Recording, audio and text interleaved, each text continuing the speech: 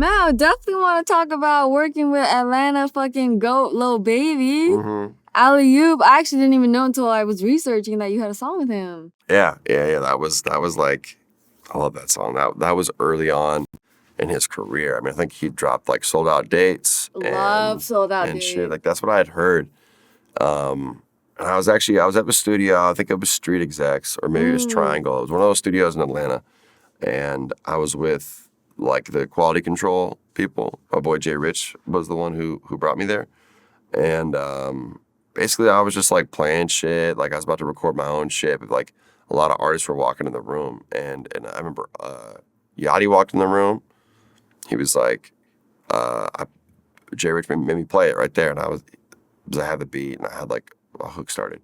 And Yachty was like, oh, it's pretty tight. And then a little bit more, he dipped and a little more time went by. Offset came in, played it. He fucked with it, but he was like, oh yeah. He was like, oh, this shit hard, but like, I gotta go do something. And then Baby walked in and he was like, this shit is hard. No way. Like, let's get it. Let's get it right now. So then like, that was how, like, and I had fucked with like 2 songs by him. Like I knew of him, but he wasn't anything close to like how big he is now. Right. I was like, we just met and I was like, I fuck with this dude a lot. He's really cool. I like his music, but it wasn't like I went there with the intention of like getting a feature from him. It was like, I just fuck with this dude and we got along really well.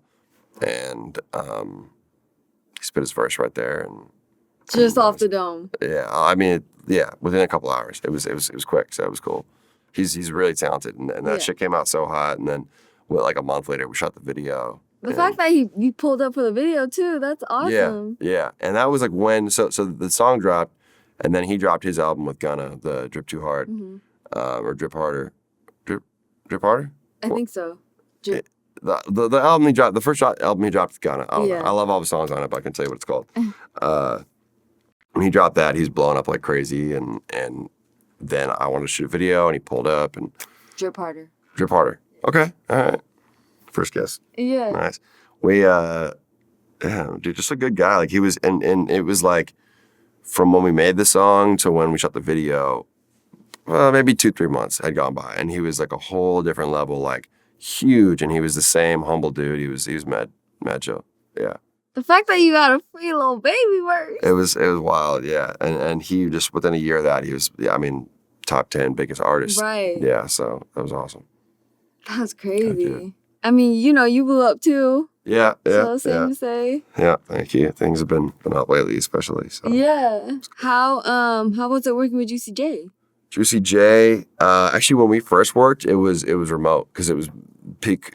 COVID. No, was it? No, was it? No, it wasn't COVID. I think it was just like I was on tour or something. Yeah, when we first started working, it wasn't COVID. It was just like I was on tour and I FaceTimed him and we like he was fucking with the song. And then we ended up meeting up at a festival. I think it was Rolling Loud. And dude, so tight. I mean, Juicy J is like top 3 for me, like one of my favorite rappers ever. 3 6 Mafia is my favorite artist if I had to pick one. Yeah.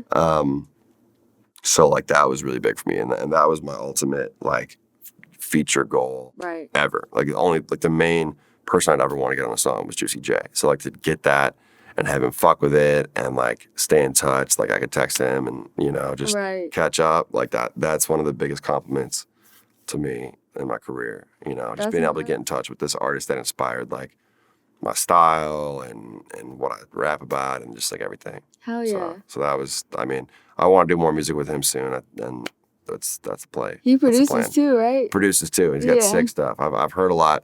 I'm talking with the Suicide Boys too. And sick. They have done a lot of work with Juicy production-wise, and like he's got crazy beats. Yeah. Crazy beats that are just so many out there. For sure. Who are the other top 2 rappers?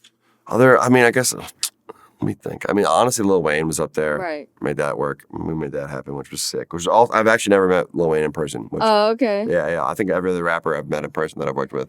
But Lil Wayne, sooner or later, I FaceTimed him. Also very, very down-to-earth guy. Yeah.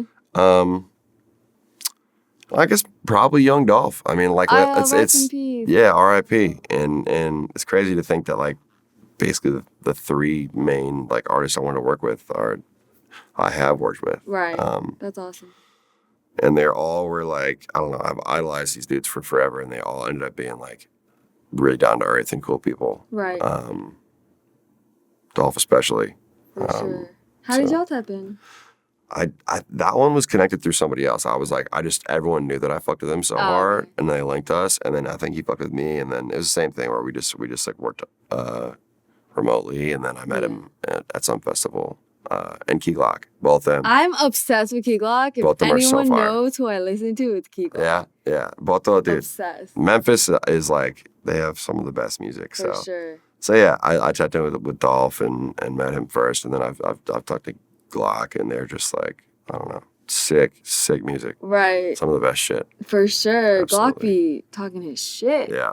But I was gonna ask, cause like you knew Dolph, and just I feel like the world was hurting when we found out he passed. So how did you take that?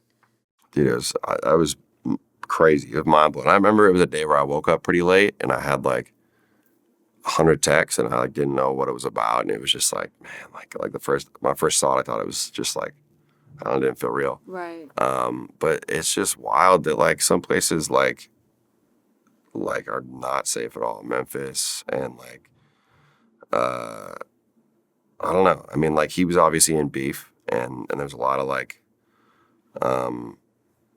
threats at him, but I don't know. Like just like he was on some innocent shit, and buying cookies in his buying hometown. cookies for his daughter, and that's crazy. it's wild.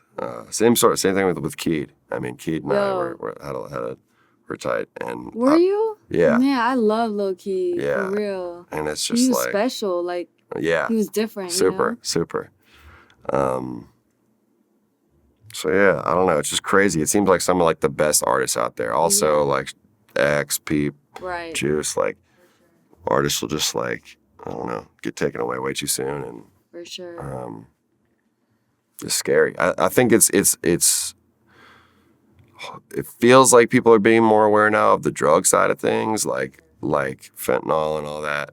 At least from what I've seen, which is good, but it feels like beef between people is always going to exist, and it's like, I wish people were more peaceful. For sure. That's how I am too. And I found out after the fact that Lil Keed had a drinking problem. Did you ever see that side? No, I didn't. I mean, we only hung out in person a couple times, but no.